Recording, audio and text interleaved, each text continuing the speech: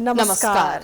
Prime समाचारमा स्वागत छ। म दृष्टिवाणी धिताल र म सुषमा श्रेष्ठ। सुरु गरौँ अहिलेसम्मका प्रमुख समाचारबाट। नेपालमा मानवाधिकार हननका घटनामा सरकारकै भूमिका रहेको एमनेस्टी इन्टरनेसनलको दाबी। विश्वव्यापी मान्यता र सिद्धान्त विपरीत काम गरेको आरोप। नयाँ सरकार गठनका विषयमा कांग्रेसका सभापति र वरिष्ठ नेताबीच श्रद्धाञ्जली सभामै आरोप प्रत्यारोप। जसपाभित्र देखिएको विवादले पार्टी नै फुट्ने आशंका। माओवादी अलमलमा। केन्द्रको विवाद प्रदेशमा सर्दा गठबन्धन तोडिने क्रम जारी। गण्डकीमा एमाले नेतृत्वको सरकारलाई साथ नदिने माओवादीको निर्णय। मुख्यमन्त्री गुरुङ अल्पमतमा। आजदेखि 18 देखि 59 वर्ष उमेरका व्यक्तिहरूलाई खोप लगाउन सुरु। संक्रमितको संख्या भने एकै दिन 339 जना। रात्रिकालीन व्यवसाय 9 बजेपछि बन्द गर्न सरकारको निर्देशन। भक्तपुरको ऐतिहासिक बिस्केट जात्रा नरोक्न सर्वोच्चको अन्तरिम आदेश। जात्रा यही 28 गतिबाट सुरु भएर 9 दिनसम्म चल्ने। तयारी अन्तिम चरणमा। द्वन्द्वग्रस्त मुलुक अफगानिस्तानमा पछिल्लो 24 घण्टामा भएको भिडन्तमा 59 जनाको मृत्यु, 30 सर्वसाधारण, 7 सुरक्षाकर्मी र 38 जना तालिबानी लडाकु घाइते। र विभागीय टिम एपीएफलाई हराउँदै सङ्कटा क्लब 19औं संस्करणको आहारा गोल्डकपको फाइनलमा प्रवेश।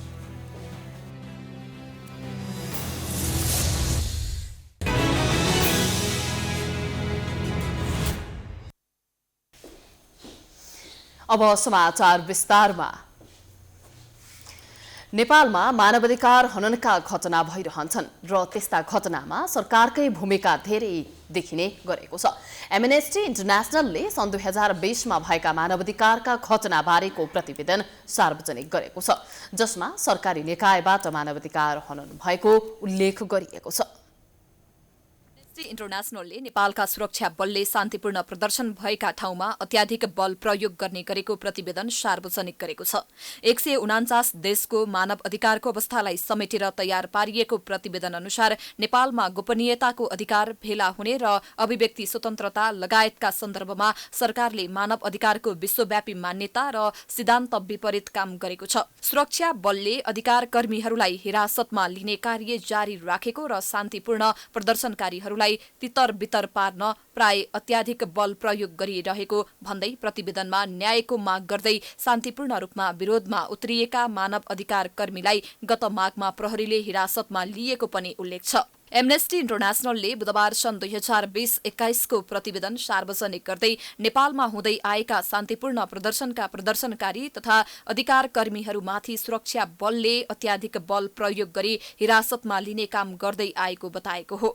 प्रतिवेदनमा नेपाल सरकारले नेपाल विशेष सेवा विधेयक मार्फत न्यायिक अनुमति बिना व्यक्तिको गोप्य जानकारी लिने व्यवस्था गर्न खोजेको उल्लेख छ। नेपाल विशेष सेवा विधेयक संसदको माथिल्लो सदनले गत जेठमा अनुमोदन गरेपछि तल्लो सदनमा विचाराधीन अवस्थामा रहेको छ। सूचना तथा संचार मन्त्रालयले पर्याप्त कानूनी सुरक्षा बिना नै अधिकारीहरूलाई व्यक्ति तथा संस्थामाथि निगरानी गर्ने, सूचना संकलन र अभिलेख गर्ने गरी फराकिलो अधिकार दिने प्रावधान सहितको दूरसञ्चार सम्बन्धी विधेयक मस्यौदा तयार पारेको विषय पनि प्रतिवेदनमा उल्लेख गरेको छ। न्यायिक अनुमति बिना नै गोपनीयताको अधिकारमा हस्तक्षेप गर्न मिल्ने फराकिलो र अस्पष्ट प्रावधानहरू समावेश गरिएको नेपाल विशेष सेवा विधेयक संसदको माथिल्लो सदनले गत जेठमा अनुमोदन गरेपछि तल्लो सदनमा विचाराधीन रहेको भन्दै प्रतिवेदनमा सूचना तथा संचार मन्त्रालयले पर्याप्त कानूनी सुरक्षा बिना नै अधिकारीहरूलाई व्यक्ति तथा संस्थामाथि निगरानी गर्ने, सूचना संकलन र अभिलेख गर्ने गरी फराकिलो अधिकार दिने प्रावधान सहित दूरसञ्चार सम्बन्धी विधेयकको मस्यौदा तयार गरेको उल्लेख छ।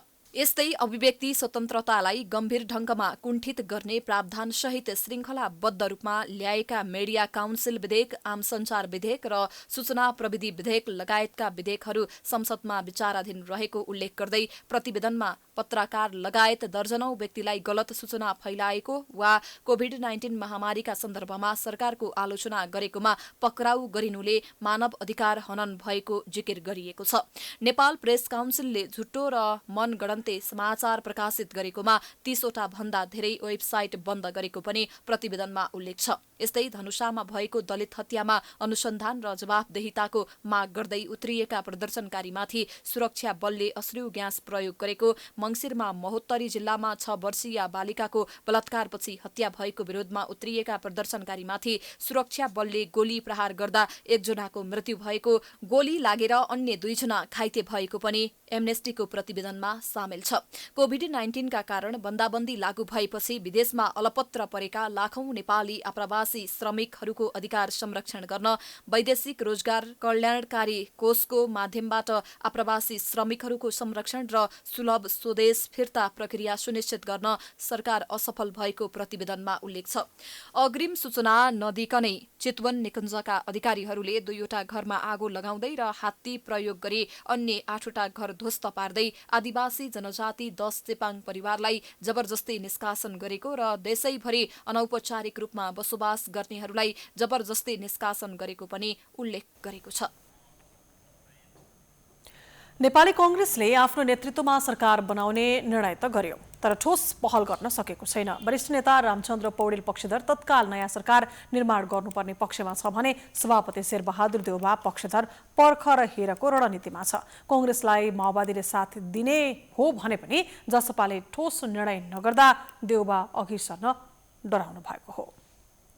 प्रमुख प्रतिपक्षी दल नेपाली कांग्रेसले आफ्नो केन्द्रीय समिति बैठकबाट वर्तमान सरकारको विकल्प खोज्ने निर्णय गरेको छ। उसले प्रधानमन्त्री केपी शर्मा ओलीको राजीनामा माग्दै आफ्नै नेतृत्वमा सरकार गठनको निर्णय गरेको हो। आफ्नो नेतृत्वमा नयाँ सत्ता समीकरणका लागि अग्रसरता लिने निर्णय गरे पनि गठबन्धन निर्माणमा कांग्रेस सक्रिय बनेको देखिँदैन। ओली सरकारलाई विस्थापित गरी नयाँ सरकार गठन गर्न कांग्रेसको संस्थापन इतर समूह प्रतिनिधि सभा पुनर्स्थापना भएदेखि नै लागिरहेको छ। सत्ता राजनीतिमा सहभागी हुने पार्टीको आधिकारिक निर्णयपछि वरिष्ठ नेता रामचन्द्र पौडेल सत्ता समीकरण निर्माणको दौडधुपमा पनि देखिन्छन्। तर सभापति शेरबहादुर देउवा भने अझैसम्म पनि मौन छन्। सभापति देउवाले अब सत्ता समीकरण निर्माणका लागि अग्रसरता लिनुपर्ने वरिष्ठ नेता पौडेल बताउनुहुन्छ।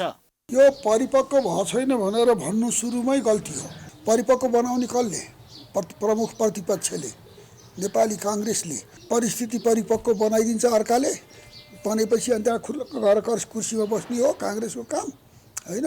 त्यसकारण हामीले त यो परिस्थिति निर्माण हामीले गर्नुपर्छ हैन। मैले त त्यही अनुरोध मेरो पार्टीको कार्यकारी प्रमुख नेतृत्वलाई मैले चाहिँ त बारम्बार यही कुरा भन्दै आएको। प्रधानमन्त्री केपी ओलीको विकल्प आवश्यक छ, त्यसको लागि कांग्रेस अब अगाडि बढ्यो भनेर हामीले जनतालाई सबैलाई चाहिँ नि सन्देश दिएका छौँ हैन। अब तदनुकूल यसलाई कार्यान्वयन गर्नको लागि पनि हाम्रो पार्टी त्यसरी नै लाग्नुपर्छ। गठबन्धन निर्माणमा निष्क्रिय रहेको र अग्रसरता नलिइरहेको भन्ने आरोपलाई देउवा पक्ष अस्वीकार गर्दछ। सत्ता समीकरण निर्माणको लागि छलफल चलिरहेको भए पनि अन्य दल सहमत नहुँदासम्म कांग्रेस नेतृत्वको सरकार सम्भव नहुने सहमहामन्त्री डाक्टर प्रकाश शरण महतको भनाइ छ। जसपा प्रष्ट नहुँदा समस्या आएको उहाँ बताउनुहुन्छ। पार्टीले पहल गरिरहेछ, नेताहरूले भेटिरहनु भएको छ, तर अब त्यसको परिणाम आएको छैन। खालि सडकमा दौडेर चाहिँ समर्थन आउने हो, सडकमा दौडेर त्यो समर्थन आउँदैन। भेट्ने मान्छेले भेटिराखेको छ। पहल गर्ने भने अब पार्टीले पहल गर्ने भनेको मतलब त परिणाम आउने भन्ने त होइन नि। परिणाम आउनु पनि सक्छ, परिणाम नआउनु पनि सक्छ। हामीले कोसिस गर्ने हो, प्रयत्न गर्ने हो। अरू दल तयार हुनु पर्यो। कुराकानी भइराखेको छ, उहाँहरू तयार भइरहनु भएको छैन। अब उहाँहरू तयार नभएको दोष पार्टी सभापतिलाई दिएर हुन्छ। माओवादी केन्द्र चाहिँ मोटामोटी तयार हुन सक्छ, यद्यपि उहाँहरूले पनि समर्थन फिर्ता लिनु भएको छैन। तर जसपामा धेरै समस्या छ। लामो समयसम्म नेपाली कांग्रेस आफ्नो नेतृत्वमा सरकार गठनको पहल कदमी लिने कि नलिने भन्ने दोधारमा रह्यो। संस्थापन समूह स्थिति परिपक्व नभएको बताउने, इतर समूहले चाहिँ तत्काल निर्णय लिएर अगाडि बढ्नुपर्छ भन्ने मान्यता राख्दा कांग्रेस अनिर्णित बनेको थियो। अहिले पौडेल समूहको दबावमा आएर केन्द्रीय समिति बैठकले आफ्नै नेतृत्वमा सरकार बनाउने निर्णय त गरेको छ, तर पार्टी सभापति देउवा मानसिक रूपमा तयार नहुँदा प्रक्रिया अगाडि बढ्न नसकेको देखिन्छ। प्राइम टाइम्स टेलिभिजनका लागि प्रकाश जोशीको रिपोर्ट। नेपाली कांग्रेसका सभापति शेरबहादुर देउबा र वरिष्ठ नेता रामचन्द्र पौडेल बीच श्रद्धाञ्जली सभा कार्यक्रममै आरोप प्रत्यारोप भएको छ। पार्टी कार्यालय सानेपामा दिवंगत नेता नवीन्द्रराज जोशीको 13औं पुण्यतिथिमा आयोजित सभामा देउबा र पौडेल बीच खोजपेच चल्दा अन्य नेताहरूले अप्ठ्यारो मानेका थिए। नेपाली कांग्रेसमा संस्थापन र संस्थापन इतर पक्षबीच भइरहेको विवाद श्रद्धाञ्जली सभामा समेत पोखिएको छ। दिवंगत नेता नवीन्द्रराज जोशीको 13औं पुण्यतिथि मनाउन पार्टी कार्यालय सानेपामा आयोजित सभामा दुई नेता बीचको झगडा सतहमै देखियो। नेता जोशीप्रति श्रद्धाञ्जली मन्तव्य दिने क्रममा वरिष्ठ नेता पौडेलले मुलुकको राजनीति सङ्कटमा परेको बताउँदै पार्टी समेत सङ्कटमा परेको बताउनुभयो। यो अवस्था जबकि देश एउटा सङ्कटमा छ, यो अवस्था जबकि लोकतन्त्र सङ्कटमा छ, लोकतन्त्रलाई सङ्कटमा पारिएको छ, हाम्रो पार्टी स्वयं नै सङ्कटमा छ। यसलाई कसरी बचाउने, यसलाई पनि ध्यान दिनुपर्ने छ। यो सबै ध्यान दिएर उहाँको सपना साकार गर्न हामी सबैलाई शक्ति मिलोस्। शोकसभामा नेता पौडेलले पार्टी सङ्कटमा रहेको धारणा राखेपछि सभापति देउवा आक्रोशित हुनुभएको थियो। उहाँले श्रद्धाञ्जली सभामा आएर पार्टी विवादबारे अनावश्यक कुरा गरेको भन्दै पौडेलको आलोचना गर्नुभयो। यहाँ दोहोरी खेल्ने कुरा छैन, तपाईँका सरकारले हिउँतिर आएको छैन, भोलि आउँदैन। पार्टी जिताले सङ्कटमा धेरैवटा हामी आएका छौँ। त्यसै कारणले हामीले निभाउन लिने काम छैन, आफैले आफैलाई कमजोर गर्ने काम पनि छैन। शोकलाई शक्तिमा परिणत गरेर नेपालीलाई अझ पुरा सशक्त बनाएर राख्ने बेला छ। सभापति देउवाले नेपाली कांग्रेसमा कुनै सङ्कट नरहेकाले नेताहरूले मनोबल कमजोर पार्ने र कार्यकर्ताहरूलाई निराश बनाउने काम नगर्न पौडेललाई चेतावनी दिनुभयो। श्रद्धाञ्जली सभामा जोशीका परिवारजन सहित पार्टीका नेताहरू मलिन अनुहारमा बसेका बेला दुई नेताबीच आरोप प्रत्यारोप चल्दा धेरैले असहज महसुस गरेका थिए। प्रमुख प्रतिपक्षी दल नेपाली कांग्रेसभित्र सत्ता समीकरणको विषयलाई लिएर सभापति देउवा र पौडेल पक्षबीच विवाद चल्दै आएको छ। नयाँ सत्ता समीकरणमा प्रधानमन्त्री केपी ओलीलाई साथ दिने वा कांग्रेस माओवादीसँग सहकार्य गर्ने भन्ने विषयमा जसपामा विवाद चुलिएको छ। एकता अघिको राजपा र संघीय समाजवादी पार्टीका नेताहरू दुई धारमा विभाजित भएका छन्। सत्ताको खेलकै कारण जसपा विभाजन त हुने होइन भन्ने सम्मको अवस्था सृजना भएको छ।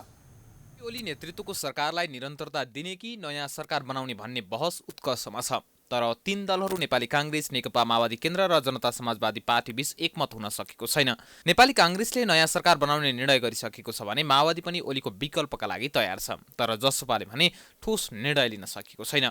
जसपाले जे चाहन्छ त्यही हुने अहिलेको अवस्थामा पनि यो दलले निर्णय लिन नसकेको हो। बरु सत्ता समीकरणमा ओलीलाई हटाउने कि जोगाउने भन्नेमा जसपाभित्र मतभेद छ। एकता अघिको राजपा र संघीय समाजवादी पार्टीका नेताहरू दुई धारमा विभाजित भएका छन्। पूर्व राजपाले ओली सरकारलाई साथ दिएर पर्ने रणनीति लिएको छ भने पूर्व समाजवादीले कांग्रेस र माओवादीसँग मिलेर नयाँ सरकार बनाउनु पर्ने रणनीति लिएको छ। दुई थरी रणनीतिकै कारण पूर्व राजपा र पूर्व समाजवादीका नेताहरू अहिले एक अर्कालाई कटाक्ष गर्नतिर लागेका छन्।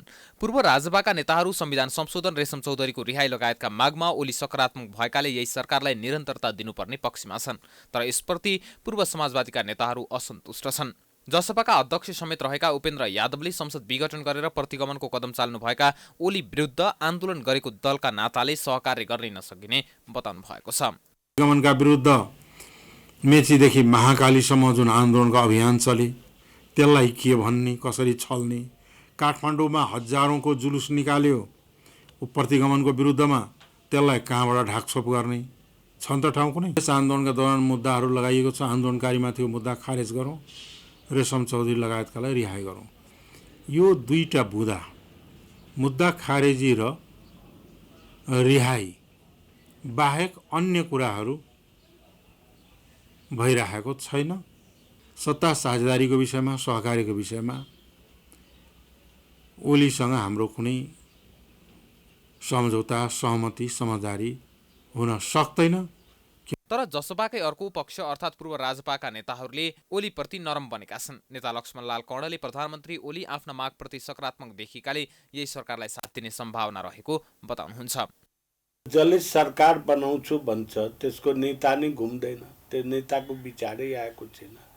त अपरिपक्व कुराको पछाडि लागेर हामी के गर्छौँ? त्यो परिपक्वता आउनु पर्यो।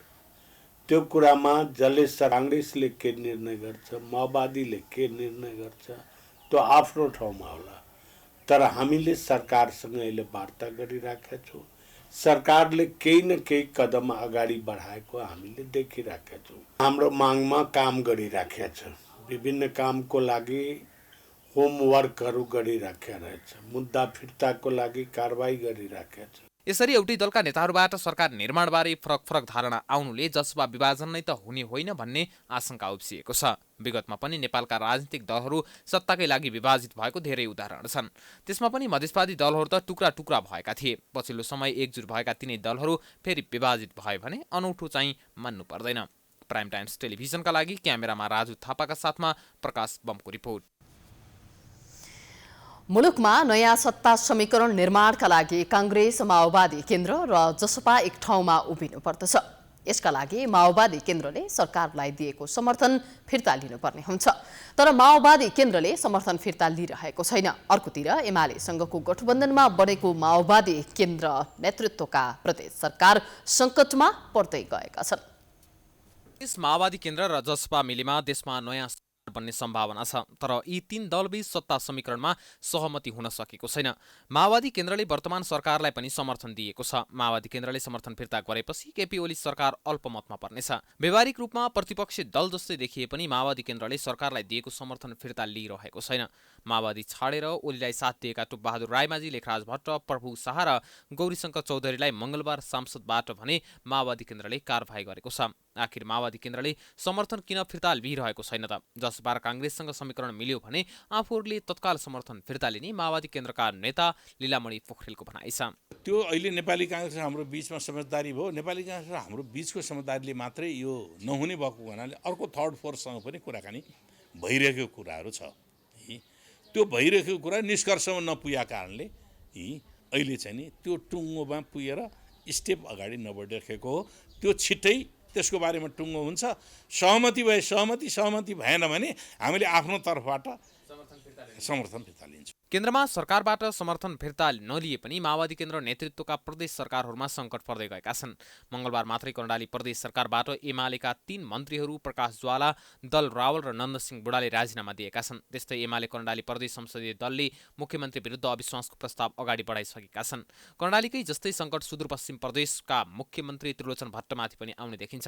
53 सदस्यीय प्रदेश सभामा माओवादीसँग 14 सांसद मात्र छन्। एमालेसँग भने 25 सांसद छन्। माओवादी केन्द्रका सांसद पार्टी छाडेर एमाले प्रवेश पनि गरिरहेका छन्। यहाँ पनि अविश्वासको प्रस्ताव आए मुख्यमन्त्रीमा त्रिलोचन भट्ट रहने सम्भावना न्यून छ। यस्तोमा माओवादी केन्द्र आफ्ना प्रदेश सरकारलाई बचाउन के गरिरहेको छ त? माओवादी केन्द्र प्रदेशमा अन्य दलसँग सहकार्यको प्रस्ताव गर्दै सरकारहरू सुरक्षित हुने कोसिसमा देखिन्छ। सहकार्य त हामीले अरू दलहरूसँग प्रयत्न गर्दैछौँ, गरिरहेका छौँ कुराकानी, र अरू प्रदेशहरूमा पनि छ। जस्तो 1 नम्बर प्रदेशमा हाम्रो मात्रै नेकपा एमालेको पक्षबाट हिजो हस्ताक्षर गरेकाले फिर्ता लिइसके पछाडि त हाम्रो मात्रैले 25% पुगेन। नपुगिसकेपछि त्यो फिर्ता लिनु पर्यो भने फिर्ता लियौँ। 1 नम्बर अहिले 3 नम्बर प्रदेशमा पनि यो अहिले चाहिँ नि बागमती प्रदेशमा पनि हामीले चाहिँ नि अब त्यसको विकल्पमा सरकारलाई नैतिक रूपले राजीनामा दियो भन्नु भनेको छ। सदन स्थगित भएको छ। यो कुराहरू बाँकी बच्यो गण्डकी प्रदेश र चाहिँ नि तपाईँको लुम्बिनी प्रदेशमा त्यसको विकल्पमा खोजी हुँदैछ। केन्द्रमा कुनै निर्णय नगर्दा माओवादीले प्रदेशमा पनि सुरक्षित हुन सक्दैन कि भन्ने प्रश्न उठ्न थालेको छ। त्यसकारण माओवादी केन्द्रले तत्काल ठोस निर्णय लिएर अगाडि बढ्नुपर्ने देखिन्छ। नत्र उसलाई आफ्ना प्रदेश सरकार बचाउन कठिनाइ हुने देखिन्छ। समाचारको सिलसिला जारी छ। हामी विश्रामपछि आउँछौँ।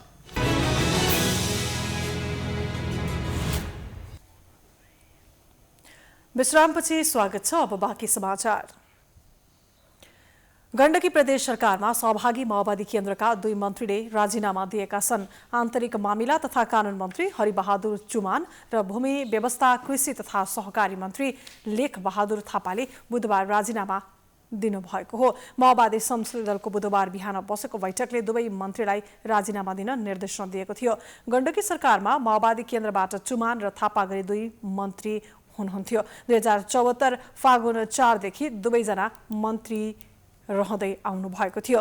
गण्डकी प्रदेशमा राष्ट्रिय जनमोर्चाको समर्थनसहित नेकपा एमाले र माओवादीको 2074 फागुनमा प्रदेश सरकार गठन भएको थियो। सरकार बनाउँदा माओवादीलाई सभामुखसहित 2 मन्त्रालय र एमालेलाई मुख्यमन्त्रीसहित 3 मन्त्रालय भागबण्डामा मिलाइएको थियो। गण्डकी प्रदेशमा 60 जना प्रदेशसभा सदस्य रहेका छन्। नयाँ सरकार बनाउनका लागि 31 सांसदको समर्थन आवश्यक पर्छ। प्रदेशसभामा हाल एमालेका 27, सभामुखसहित माओवादीका 13 सांसद, नेपाली कांग्रेसका 15, जनमोर्चाका 3 र जनता समाजवादीका 2 सांसद छन्। मनाङबाट स्वतन्त्र चुनाव जितेका सांसद राजीव गुरुङको समर्थन मुख्यमन्त्री पृथ्वी सुब्बा गुरुङलाई छ। एमालेका 27 र स्वतन्त्र सहित सरकारका पक्षमा 28 सांसद छन्। सरकार बचाउनका लागि एमालेलाई थप 3 सांसदको आवश्यकता पर्दछ। प्रदेशसभामा 3 सांसद भएको राष्ट्रिय जनमोर्चाले साथ दिएको अवस्थामा एमालेको सरकार कायम रहनेछ। यदि जनमोर्चाले पनि समर्थन फिर्ता लिएको अवस्थामा कांग्रेसको समर्थन आवश्यक पर्दछ। प्रदेशमा एमाले बाहेकको नयाँ सरकार गठन गर्नका लागि सबै राजनैतिक दल एक ठाउँमा उभिनुपर्ने अवस्था छ। नेपाल पत्रकार महासंघको नयाँ नेतृत्व चयनका लागि बुधबार देशैभरि मतदान भएको छ। महासंघको केन्द्र, प्रदेश र शाखाको नयाँ कार्य समिति छनौट गर्न बुधबार मतदान भएको हो। मतदानका लागि देशभरका 13,180 पत्रकारहरूको नामावली प्रकाशन भएको थियो। पहिलो पटक महासंघले प्रत्यक्ष निर्वाचन प्रणाली मार्फत नेतृत्व छान्न लागेको हो। अध्यक्ष पदका लागि विपुल पोखरेल, निर्मला शर्मा र गजेन्द्र बुढाथोकी हुनुहुन्छ। आगामी 3 वर्षीय कार्य समितिका लागि हुन लागेको निर्वाचनमा केन्द्रका नेपाली कांग्रेस निकट नेपाल प्रेस युनियन र माओवादी केन्द्र निकट प्रेस सेन्टर एमाले निकट प्रेस चौतारीको नेपाल खनाल पक्ष लगायतले पोखरेलको अध्यक्षतामा गठबन्धन बनाएका छन्। त्यसैगरी ओली निकट प्रेस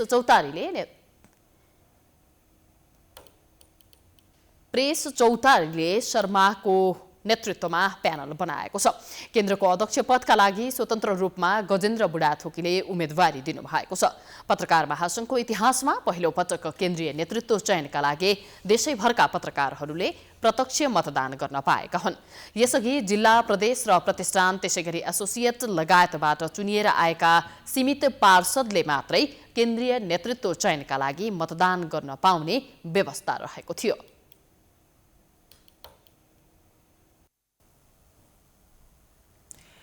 यसै सन्दर्भमा आज हामीले सञ्चारकर्मीहरूसँग प्रतिक्रिया लिएका छौँ। महासंघको नयाँ नेतृत्व कस्तो हुनुपर्छ त? हेरौँ आजको आम विचारमा।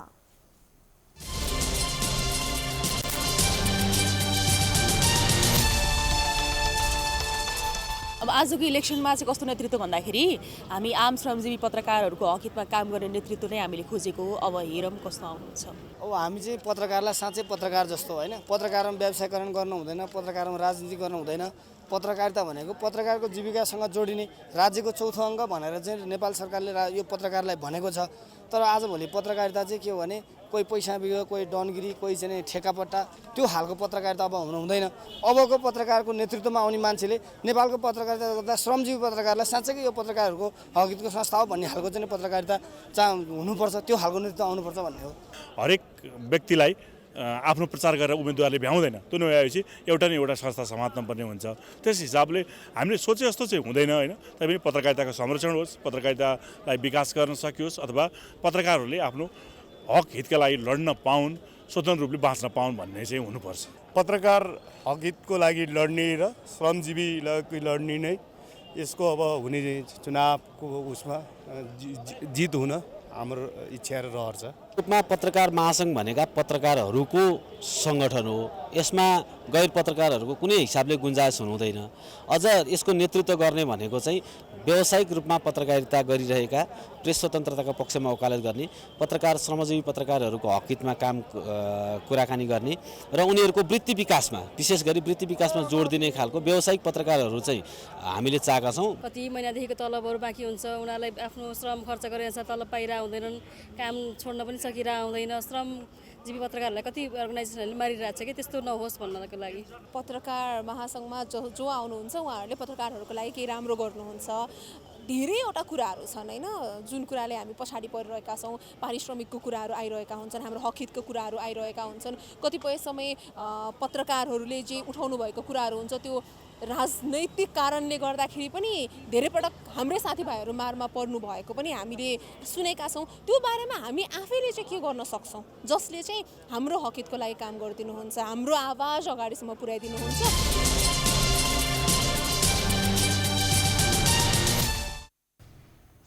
सरकारले बुधबारबाट चीनको अनुदानमा प्राप्त 8 लाख डोज कोभिड विरुद्धको खोप भेरोसेल लगाउन सुरु गरेको छ। स्वास्थ्य तथा जनसङ्ख्या मन्त्रालयले सो खोप 18 देखि 59 वर्ष उमेर समूहका व्यक्तिहरूलाई दिइने जनाएको छ। बुधबार काठमाडौँको बानेश्वर स्थित नागरिक अस्पतालमा नेपालका लागि चिनिया राजदूत हो यान्छीले कोरोना विरुद्धको खोप हस्तान्तरण गर्नुभएको थियो। हस्तान्तरणपछि उक्त खोप लगाउन सुरु गरिएको हो।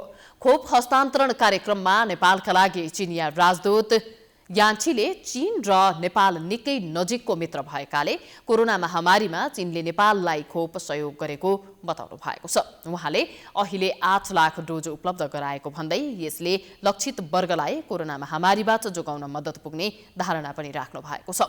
त्यसैगरी विश्वमा दोस्रो चरणको कोरोना महामारी देखिएको भन्दै यसको रोकथाममा निकै चुनौती देखिएको पनि जिकिर गर्नु भएको छ। Our close friends and we trusted each other and supported each other in the past decades.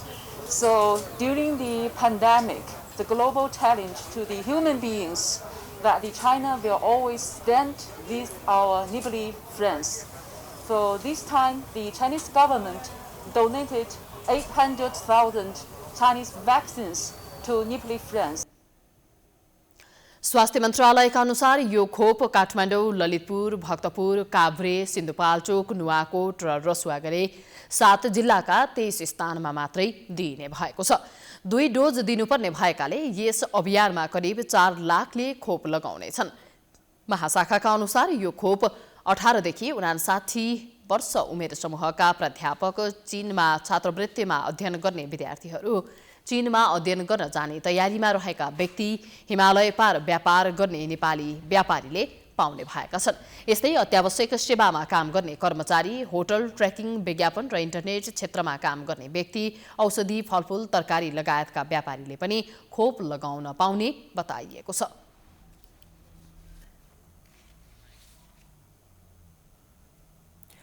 पछिल्लो 24 घण्टामा थप 339 जनामा कोरोना भाइरसको संक्रमण पुष्टि भएको छ। यो संख्या पछिल्लो केही महिना यताकै धेरै हो। पछिल्लो 24 घण्टामा 4100 पीसीआर तथा 1040 जनाको एन्टिजेन परीक्षण गरिएको थियो, जसमध्ये पीसीआरबाट 298 जना र एन्टिजेन परीक्षणबाट 41 जनामा संक्रमण पुष्टि भएको हो। नयाँ संक्रमित मध्ये धेरै काठमाडौँ उपत्यकाका रहेका छन्। पछिल्लो 24 घण्टामा भक्तपुरमा 5, ललितपुरमा 26, काठमाडौँमा 132 गरी जम्मा 163 जना संक्रमित थपिएका छन्। देशभर 2201 सक्रिय संक्रमित रहेका छन्। यसमध्ये संस्थागत आइसोलेसनमा 760 र होम आइसोलेसनमा 1741 जना रहेका छन्।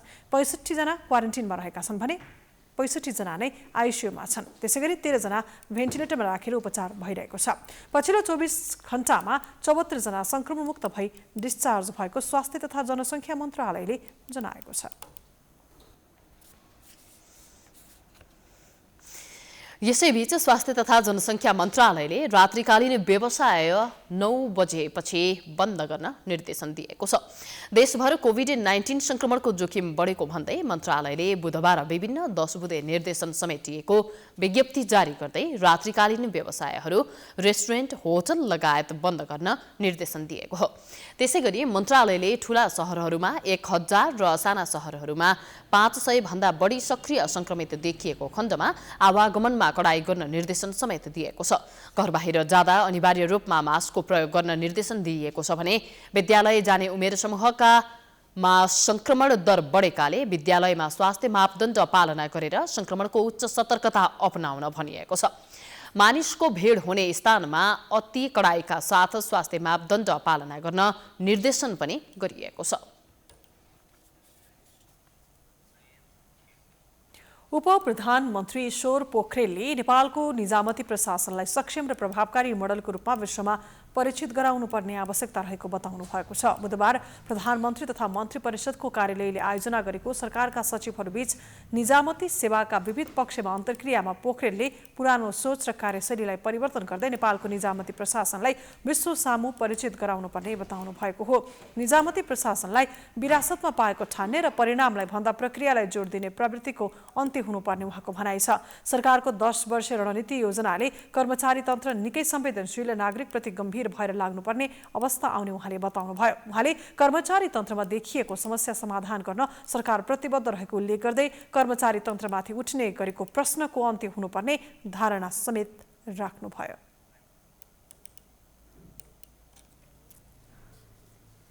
झिङ्गे टसाई सोचबाट मुक्त हुन सकेको छैन। यसलाई विरासतमा पाएको भन्ने गरिए तापनि समयको गतिसँग प्रशासन परिवर्तन हुन नसकेको रूपमा यसलाई बुझ्नु पर्दछ भन्ने म यहाँहरू समक्ष राख्न चाहन्छु। त्यसैले होला निजामती प्रशासनले परिणामलाई भन्दा पनि प्रक्रियालाई जोड दिने गरेको छ। कार्यक्रममा मुख्य सचिव शंकरदास बैरागीले कर्मचारीको क्षमता विकासमा कुनै कमजोरी हुन नदिने भन्दै कर्मचारी प्रतिस्पर्धामा उत्रिनुपर्ने बताउनुभयो। निजामती सेवालाई सबल र सक्षम बनाउन सेवाभित्रका कर्मचारीहरूको क्षमता विकास हुनुपर्छ, तिनको मनोबल उच्च बनाउनुपर्छ, तिनलाई सधैँ उत्प्रेरित गर्नुपर्छ भन्ने मान्यताहरूले राख्दै आएका छौँ, भन्दै आएका छौँ। ज्ञान र सिपमा लगानी नगरी हामी प्रतिस्पर्धामा खरो उठ्न पटक्कै सक्दैन। अरू यो सोच हामी त्याग्नुपर्छ, परम्परागत शैलीबाट हामी अगाडि बढ्दै छौँ। उहाँले निजामती सेवालाई सबल र सक्षम बनाउन निजामती सेवाप्रति देखिएको गुनासो अन्त्य गर्नुपर्ने जिकिर गर्नुभयो।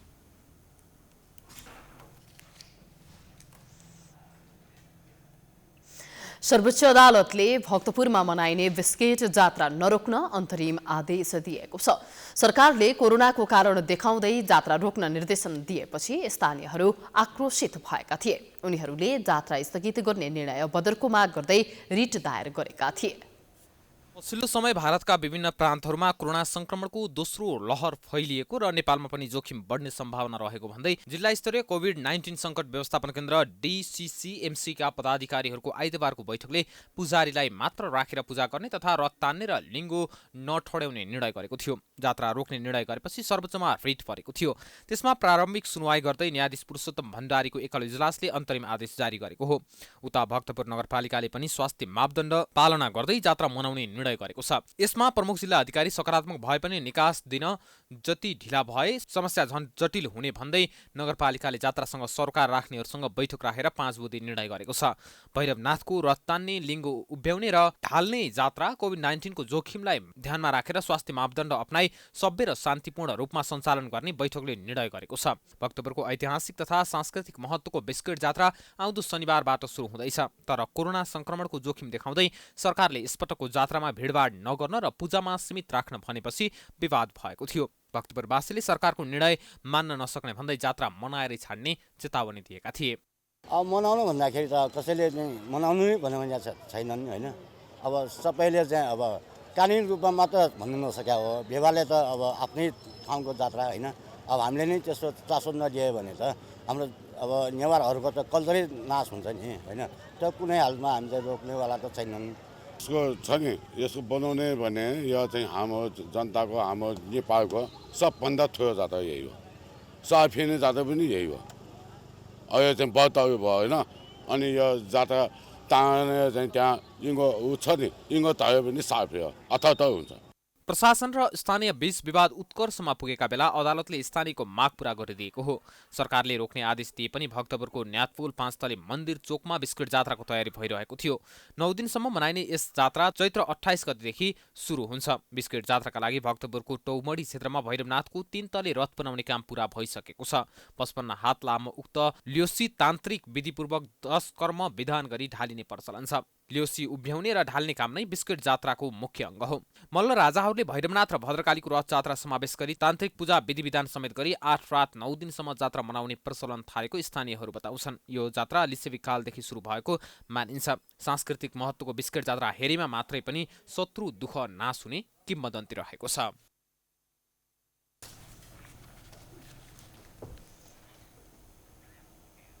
समाचारको सिलसिला जारी छ। हामी विश्राम पछि आउँछौं।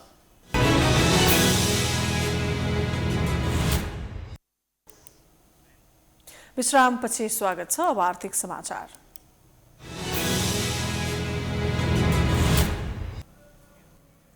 नेकपा एमाले निकट विद्यार्थी संगठन अनेरा सोबिउले शैक्षिक प्रमाणपत्रका आधारमा शैक्षिक तथा व्यावसायिक ऋण उपलब्ध गराउने विगतको घोषणालाई सहज रूपमा कार्यान्वयन गर्न सरकारको ध्यानाकर्षण गराएको छ। बुधबार अर्थमन्त्री विष्णु पौडेललाई 13 बुँदे ध्यानाकर्षण पत्र बुझाउँदै अनेरा सोबिउले बैंकका शाखाले न्यूनतम 20 जना विद्यार्थीलाई सुप्रकृतिको ऋण उपलब्ध गराउन अनिवार्य व्यवस्था हुनुपर्ने माग समेत गरेका छन्। त्यस्तै सो संगठनले सरकारी सेवा सुविधा र जागिरमा रहने सबैका छोराछोरीलाई अनिवार्य रूपमा सामुदायिक सरकारी विद्यालयमा भर्ना गर्ने प्रबन्ध मिलाउन सरकार समक्ष माग गरेको छ। अनेरा सोबिउले आगामी बजेटका सन्दर्भमा शिक्षा क्षेत्रमा समेटिनुपर्ने विषयलाई सुझावका रूपमा पेश गर्दै शिक्षा, स्वास्थ्य र रोजगारीका सन्दर्भमा संविधानले गरेको व्यवस्था कार्यान्वयनमा यस वर्षको बजेट आधार वर्ष बन्नुपर्ने बताएको छ। विद्यार्थीहरूको ध्यानाकर्षण पत्र बुझ्दै अर्थमन्त्री पौडेलले बजेटको सीमाभित्र रहेर विद्यार्थीहरूले उठाएका मागलाई सम्बोधन गर्ने आश्वासन दिनुभयो। त्यस्तै उहाँले शैक्षिक प्रमाणपत्रका आधारमा ऋण उपलब्ध गराउने विषयमा पनि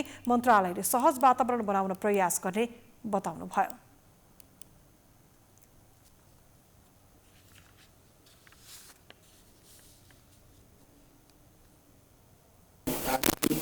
कोभिड महामारी विश्वव्यापी महामारीको प्रभावमा छौँ।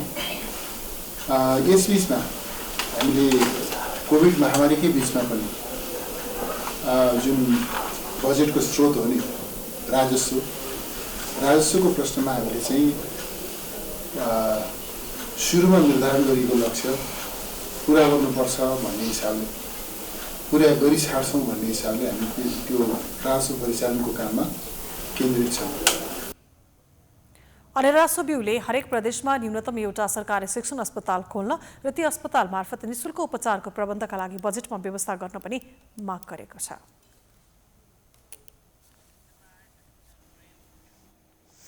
लाखौं नागरिक स्वदेशमा रोजगारी नपाएको भन्दै विदेशी रहेका बेला भारतीय नागरिक त्यत्तिकै संख्यामा नेपाल आएर मनज्ञ आमदानी गरिरहेका छन्।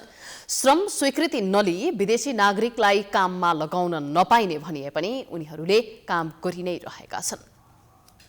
भारतीय नागरिक सेक्स फ्युल भारतको कलकत्ताबाट उनी काठमाडौँ आएको 7 वर्ष भयो। 39 वर्षीय फ्युल काठमाडौँको कपुरधारामा बस्छन्। उनले ठमेल, बौद्ध, जोरपाटी, सुन्धारा लगायतका स्थानमा गएर घर, विभिन्न भवन लगायतका मार्बल ग्रेनाइटको काम गर्दै आएका छन्। उनले दिनमा 3000 देखि 10,000 सम्म कमाई गर्छन्। फ्युलले ज्यालामा दिनमा 3000 कमाई गर्छन् भने ठेक्कामा 10,000 सम्म कमाउने गरेका छन्। Tile, marble, granite, Italian marble लगाने फिटिंग काम गर्छु। कभी 3000 मिल्छु, कभी किसी का इमरजेंसी काम को जान्छु तो 6000 भी लिन्छु, फिर एक दिन का 10,000 भी लिन्छु। काम गर्छु। एक किचन बनेको 2.5 लाख 2 लाख लिन्छु। नेपाल में का नेपाल इंडिया नज़दीक बाटो जब भी मन करे मैं जा सकता हूँ। अपना इमरजेंसी गिरा, फ्लाइट का टिकट काटा, बस का टिकट काटा, मैं जा सकता हूँ। आज निकलेंगे कल इंडिया पहुँच जाएंगे। ये सुविधा है अपने लिए। काममा फिनिसिङ राम्रो गर्ने भएको कारण नेपालीहरूले भारतीय कामदारलाई नै काम लगाउने गरेको उनी बताउँछन्। ठूला ठूला घर वा भवन बनाउँदा धेरै जोखिम हुने गर्छ।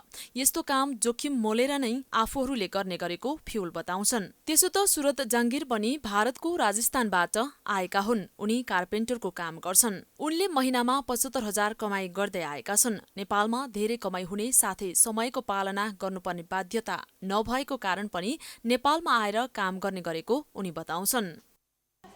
वो काम तो इंडिया में होता है, इधर भी होता है, लेकिन इधर थोड़ा अच्छा काम होता है। बड़ा काम चलता है। काम का फिनिशिंग होता है, इधर बड़ा काम चलता रहता है। वो तो अपना पर डिपेंड करता है, जितना मेहनत है उतना पैसा है। धेरै जसो भारतबाट आएका नागरिक आफ्नै समूहमा काम गर्छन्। समूहमा केही नेपाली श्रमिकलाई समावेश गरिए पनि नेपालीको काममा दक्षता नहुने भन्दै आफूहरू हेपिने गरेको नेपाली श्रमिक बताउँछन्। भारतबाट आएको जस्तै अब कहानी काम जानेको जो भनेर धेरै हेप्न खोज्छ कि कोही मिस्त्रीहरू जस्तो मिस्त्री हुन्छ होइन तिनीहरूले धेरै हेप्न खोज्छ काममा एकदम बढी पेलाउने अनि काममा खिचखिच गर्ने त्यस्तो पनि गर्छ वास्तवमा भन्ने हो भनेपछि नेपालीहरूलाई हातै हाल्न दिँदैन त्यो कुरो एउटा पहिला अनि नेपालीहरूलाई काम पनि सिक्न दिँदैन नआयो भनेपछि तिनीहरूलाई मेसिन पनि छुन दिँदैन सिकाउन पनि मान्दैन अब सिक्नको लागि आफूले नै नमानेर मेसिन समात्ने हो भने छोड्दे मेसिन छोड्दे तैँले गर्नु पर्दैन भनेर भन्छ यिनीहरूले काम चाहिँ सिकाउँदैन इन्जिनियरहरूले यसरी श्रम स्वीकृति नलिई भारतीय नागरिकले काम गर्न पाउने भएको कारण हजारौंको संख्यामा उनीहरू नेपाल आएर खुलेआम श्रम गरिरहेका छन् सरकारले भएका नियम कानूनको उचित कार्यान्वयन नगरेको कारण नेपाली युवा बेरोजगारी बनेका त छन् नै त्यसमाथि सिपमूलक तालिमको उचित व्यवस्था नगर्दा नेपाली युवा आफ्नै देशमा विदेशीबाट अपहेलित समेत बनेका छन् क्यामेरामा राधिका श्रेष्ठको साथमा रितासमा मुखिया काठमाडौँ। अब अन्तर्राष्ट्रिय समाचार। द्वन्द्वग्रस्त मुलुक अफगानिस्तानमा पछिल्लो 24 घण्टाको अवधिमा विद्रोहीहरूका क्रियाकलाप र भिडन्तमा परेर 59 जनाको मृत्यु भएको छ। अफगान युद्धको अनुगमन गरिरहेको समूहका अनुसार 24 घण्टाको अवधिमा 8 जना सर्वसाधारण, 9 जना सैनिक र 42 जना तालिबानी लडाकुको ज्यान गएको हो। हिंसामा परेर 30 जना सर्वसाधारण, 7 जना सुरक्षाकर्मी र 38 जना तालिबानी लडाकु घाइते भएको हिंसा न्यूनीकरण समूहले जनाएको छ। समूहका अनुसार देशका 15 स्थानमा हिंसाका घटनाहरू भएका थिए। अब खेलकुद समाचार।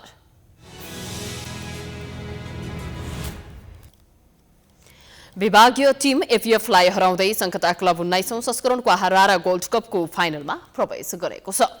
पोखरा रङ्गशालामा बुधबार भएको पहिलो सेमिफाइनलको खेलमा काठमाडौँको सङ्कटाले विभागीय टिम एपीएफलाई 2-0 गोल अन्तरले पराजित गरेको हो। सङ्कटाको जितमा सुभाष गुरुङ र विदेशी खेलाडी ग्लोरीले समान 1-1 गोल गरे। अब उपाधिका लागि सङ्कटाले नेपाल पुलिस र अफ्रिकन रुट्स एसोसिएसनको विजेतासँग खेल्नेछ। प्रतियोगिताको विजेता टिमले नगद 10,01,000 रुपैयाँ हात पार्नेछ। यस्तै उपविजेताले नगद 5,01,000 प्राप्त गर्ने आयोजकले जनाएको छ।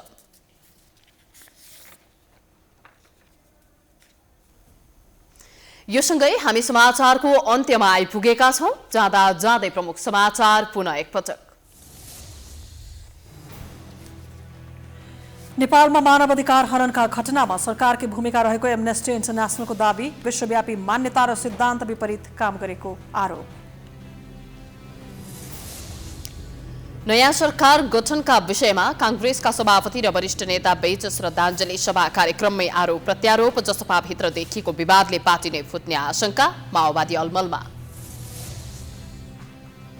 केन्द्रको विवाद प्रदेशमा सर्दा गठबन्धन तोडिने क्रम जारी। गण्डकीमा एमाले नेतृत्वको सरकारलाई साथ नदिने माओवादीको निर्णय। मुख्यमन्त्री गुरुङ अल्पमतमा। आजदेखि 18 देखि 59 वर्ष उमेर समूहका व्यक्तिलाई खोप लगाउन सुरु। संक्रमितको संख्या भने एकै दिन 339 जना। रात्रिकालीन व्यवसाय 9 बजेपछि बन्द गर्न सरकारको निर्देशन। भक्तपुरको ऐतिहासिक बिस्किट जात्रा नरोक्न सर्वोच्चको अन्तरिम आदेश। जात्रा 28 गतेबाट सुरु भएर 9 दिनसम्म चल्ने तयारी अन्तिम चरणमा। द्वन्द्वग्रस्त मुलुक अफगानिस्तानमा पछिल्लो 24 घण्टामा भएको भिडन्तमा 59 जनाको मृत्यु, 30 सर्वसाधारण, 7 सुरक्षाकर्मी र 38 जना तालिबानी लडाकु घाइते। र विभागीय टिम एपीएफलाई हराउँदै सङ्कटा क्लब 19औं संस्करणको हारारा गोल्ड कपको फाइनलमा प्रवेश।